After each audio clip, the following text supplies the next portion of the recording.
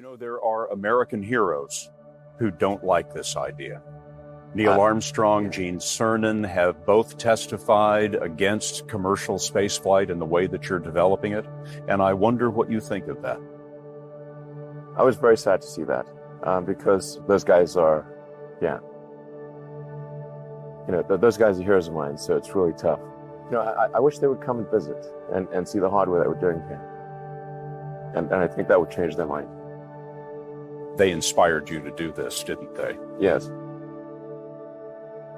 And to see them casting stones in your direction. It's difficult.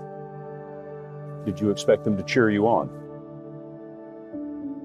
So they're hoping they would. What are you trying to prove to them? What I'm trying to do is to make a significant difference in spaceflight and help make spaceflight accessible to almost anyone. And I would hope for as much support in that direction as we can receive.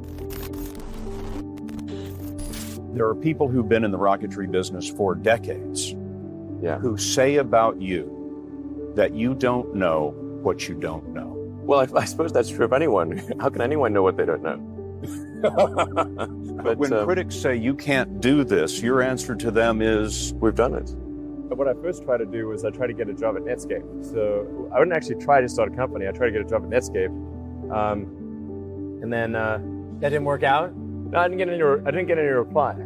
So I had a physics and economics degree or physics and business degree from Wharton, and I was doing grad studies in applied physics and material science. And I guess that I didn't have a computer science degree or several years working at a software company.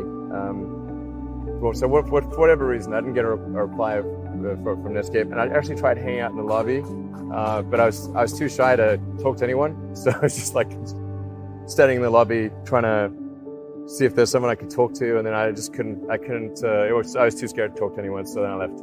So after my third trip, I said, okay, well, what we really need to do here is try to solve the space transport problem. And started SpaceX. This was against the advice of pretty much everyone I talked to.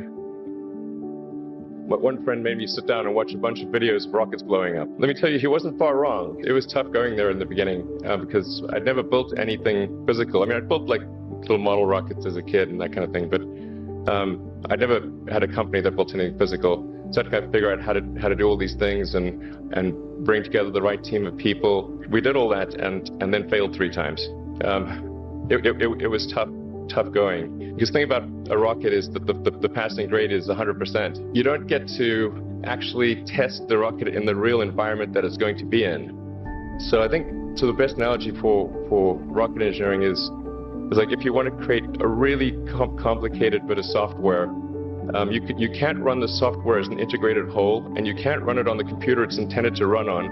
But the first time you put it all together and run it on that computer, it must run with no bugs. The first launch, I was picking up bits of rocket near the launch site. It was a bit sad.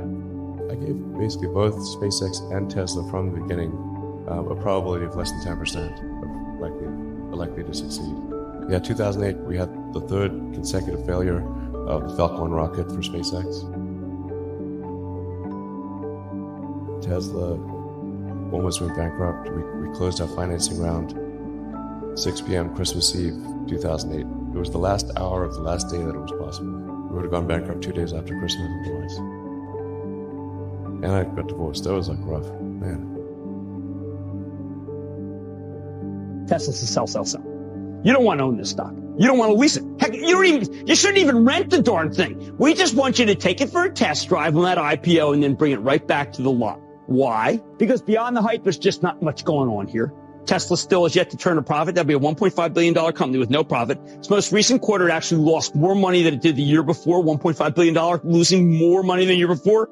This is a company with limited visibility. If things had just gone a little bit the other way, both companies would be dead. And I like one of the most difficult choices I've ever faced in life was in 2008.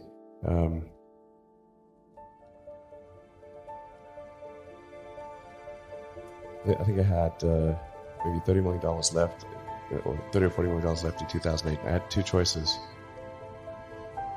I could put it all into one company, and then the other company would definitely die, or split it between the two companies. And if I split it between the two companies, then both might die.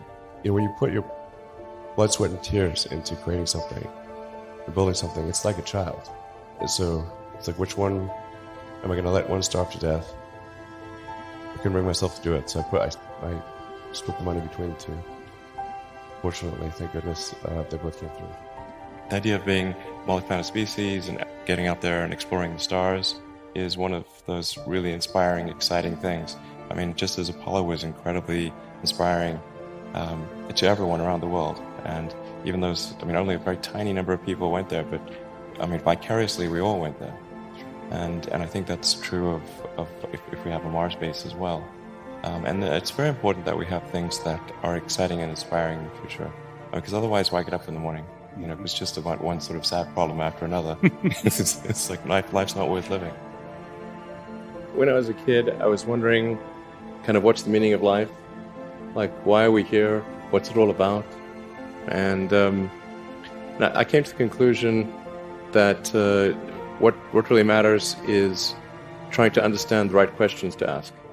And the more that we can increase the scope and scale of human consciousness, the better we are able to ask these questions. If you consider two futures, one where we are forever confined to Earth until eventually something terrible happens, or another future where we are out there on many planets, maybe even going beyond the solar system, I think that second version is incredibly exciting and inspiring, and there need to be reasons to get up in the morning.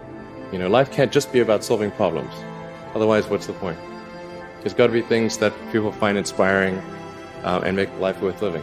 When you had that third failure in a row, did you think, I need to pack this in? Never. Why not? I don't ever give up. I mean, I'd have to be dead or completely incapacitated. 8 weeks later, Musk bet the company on another flight. We have liftoff. And this time around, everything worked. Perfect. If that fourth launch hadn't worked, that would have been it. We would have not had the resources to mount a fifth. You couldn't have gone out at that point. Yes, death would have been, I think, inevitable because we did not have the resources to mount a fifth launch. I'm probably not the guy that most people would bet on. Who wins? It's like a little kid fighting a bunch of sumo wrestlers. Usually the sumo wrestlers win. We're a little scrappy company. Every now and again, a little scrappy company wins. And I think this will be one of those times.